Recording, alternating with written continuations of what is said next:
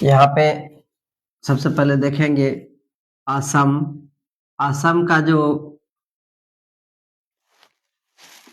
चौहद्दी है वह है इसके उत्तर में भूटान और अरुणाचल प्रदेश।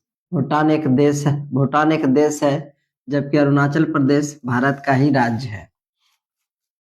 इसके साथ ही दक्षिण में आ जाएंगे मेघालय, भारत का ही राज्य। बांग्लादेश एक देश है। त्रिपुरा और मिजोरम भारत का ही राज्य है, जो कि दक्षिण में, असम के दक्षिण में, दक्षिण सीमा से लगती है। उसके बाद इसके पूर्वी सीमा से मणिपुर और नागालैंड तथा पश्चिमी सीमा से पश्चिम बंगाल लगता है। असम का जो क्षेत्रफल है वह असम का क्षेत्रफल 78,438 वर्ग किलोमीटर लगभग है। असम में भाषा जो बोला जाता है वह भाषा है असमिया, मुख्य रूप से असमिया तथा बांग्ला। असमिया तथा बांग्ला ये मुख्य रूप से भाषा है असम की भाषा। इसके साथ ही असम को दो भागों में बांटा जा सकता है। वह एक है बराक घाटी, तो दूसरा है ब्रह्मपुत्र घाटी। ब्रह्मपुत्र घाटी, बराक घाटी की जो मुख्य नदी है वह बराक नदी है, ठीक है। और ब्रह्मपुत्र घाटी में जो नदी बहती है वह नदी है ब्रह्मपुत्र।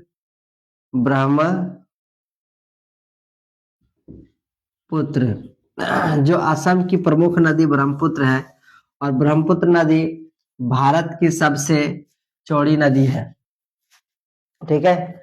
इसके साथ ही असम के कुछ दर्शनीय स्थल, जैसे दर्शनीय स्थल शिव सागर हो गया, शिव सागर,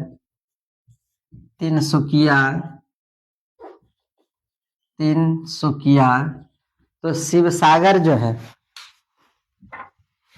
शिव सागर ये दर्शनीय स्थल में आ जाता है, और साथ ही यहाँ पे प्राकृतिक गैस एवं तेल का बड़ा ही उत्पादक जिला है। तिनसुकिया भी प्राकृतिक गैस एवं तेल का एक मुख्य उत्पादक जगह है। और डिब्रूगढ़ जो है असम में, ये मतलब विश्व का सबसे पहला तेल उत्पादक क्षेत्र है डिब्रूगढ़, ठीक है। उसके बाद असम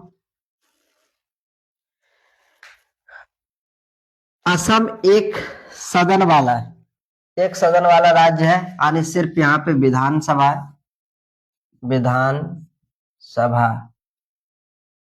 ही है। उसके बाद